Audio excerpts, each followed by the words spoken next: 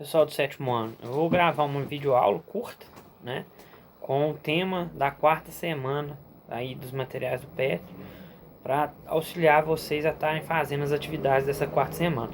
A quarta semana o tema é a América Espanhola, circulação mundial de riquezas. Bom, na verdade, a quarta semana ali no conteúdo do PET tá falando sobre o mercantilismo, o que foi o mercantilismo, questão do mercantilismo com a colonização, né? E não fala especificamente só da América Espanhola, até porque o mercantilismo, essa colonização não tem a ver só com a América Espanhola.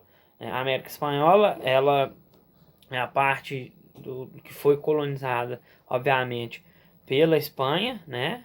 Pelos países, os países que foram colonizados, né? As terras que foram colonizadas pela Espanha.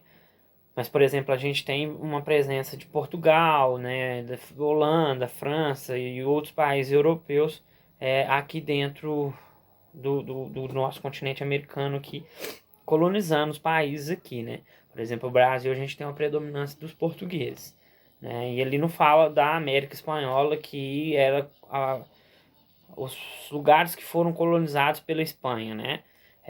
Especificamente, fala de uma forma geral. Então, eu vou falar sobre dois aspectos. Eu vou falar sobre o mercantilismo e sobre a colonização, sobre as colônias e a relação delas com a metrópole, ok?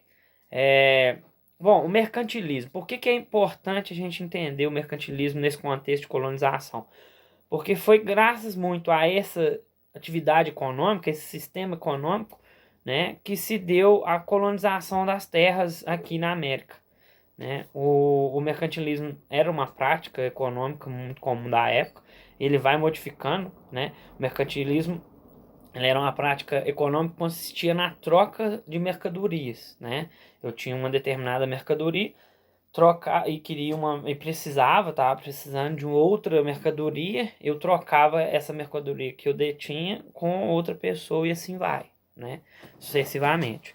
Então era troca de mercadorias. O mercantilismo ele muda, né, para venda de mercadorias. Aí vendia pelo dinheiro, começa a ter a existência do dinheiro mesmo, né, da moeda, e passa a vender a mercadoria em vez de trocar as mercadorias. Então começa a ter uma relação, uma atividade econômica de venda das mercadorias. Então tudo aquilo era vendido por dinheiro mesmo, né? Inclusive essa parte do mercantilismo é chamado do capital, o embrião, o início do capitalismo é chamado também do capitalismo comercial, né? Que era feito aí dessas trocas, nem trocas mais, mas vendas mesmo de mercadorias, né?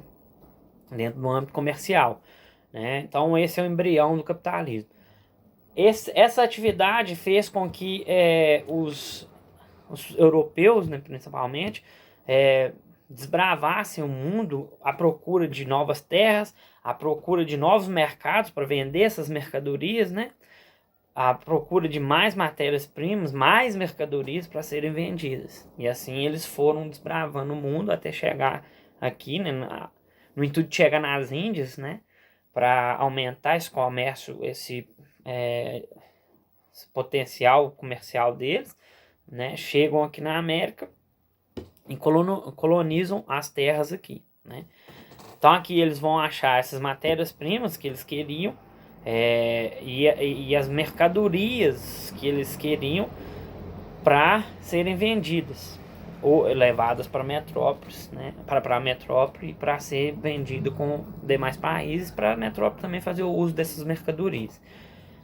Dentro delas, as pedras, né, as pedras não, o chamado metalismo, né, que é os metais preciosos, né, principalmente o ouro e a prata, se destacavam dentro dessas mercadorias. E aí eles vão achar, né, aqui nas terras americanas, né, inclusive aqui no Brasil, Minas Gerais, né, o nome já fala Minas Gerais, é muito desses metais preciosos, que era uma mercadoria muito valiosa. E aí eles vão desbravando as terras colonizadas nesse intuito. Então por isso que o mercantilismo ele tem essa ligação com a colonização. Agora vamos lá para como que funcionava, como que era a ligação da colônia com a metrópole. Bom, Para começar, existiu dois tipos de colonização: colonização de povoamento e colonização de exploração, né? As colônias que eram de povoamento,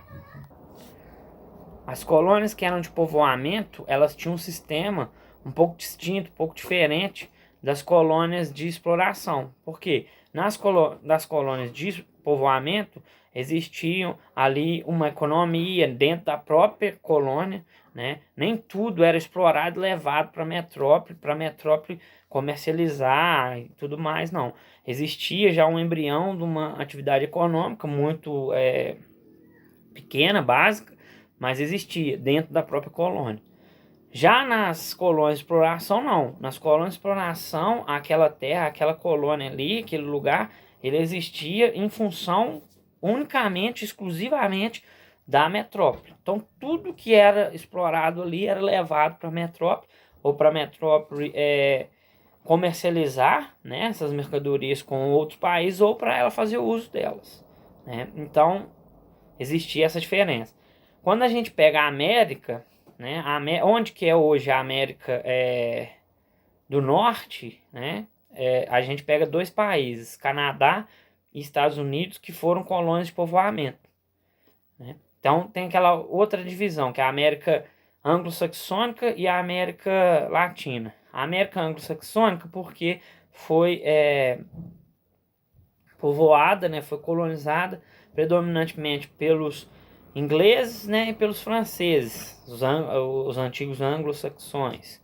Já a América Latina, predominantemente pela Espanha, Portugal, mas até um pouco pela França, Holanda, mas predominantemente pela Espanha, né, país latino. Então, fica essa divisão.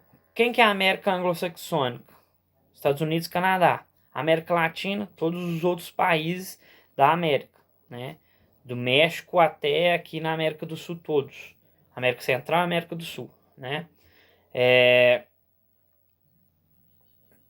Esses países da América anglo-saxônica eram, como eu disse antes, colônias de povoamento. Já os da América Latina eram colônias de exploração. Isso mostra pra gente também um pouco sobre a diferença de desenvolvimento econômico entre esses países.